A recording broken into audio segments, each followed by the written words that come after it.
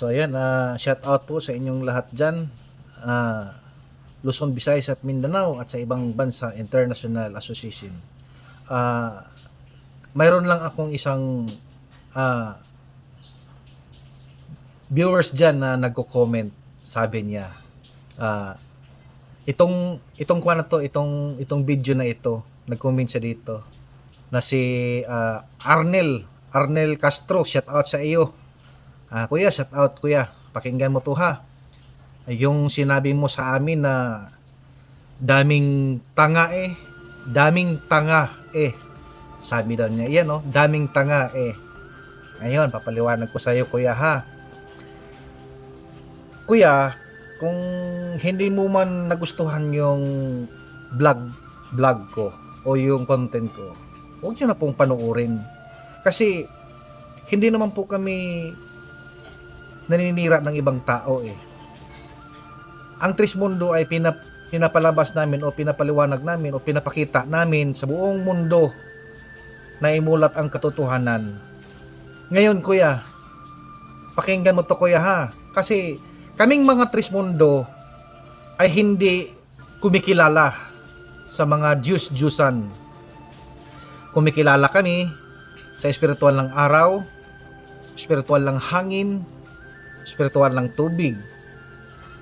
Ang totoong nagbibigay ng buhay sa mundo ng may buhay dito sa ginagalawan natin sa mundong ito.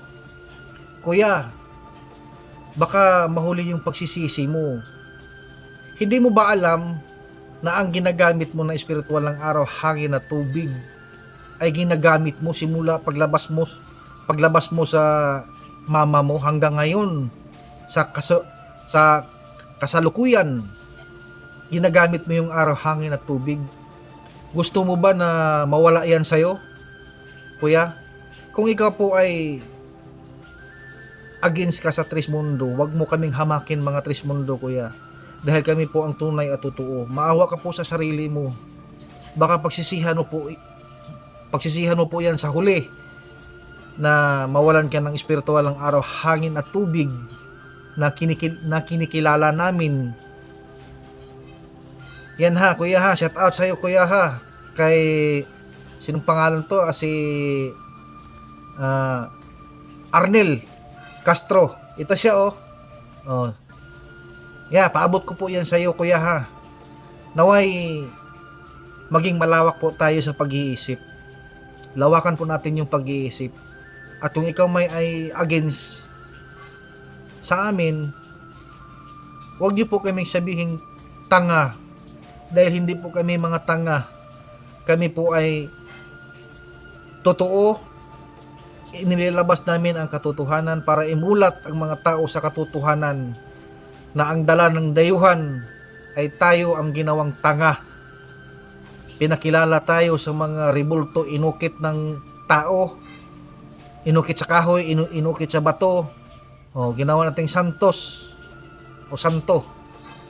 Sana naman kuya, iyan ang isipin mo na tayo nung wala pa ang Trismundo, tayo ang ginawang tanga ng mga dayuhan, hindi kami ang Trismundo ang tanga. Salamat, naway naintindihan at naunawaan mo itong sinasabi ko sa iyo kuya. Mag-iingat ka, baka mawalan ka ng espiritu ng araw, hangin at tubig. Bye bye.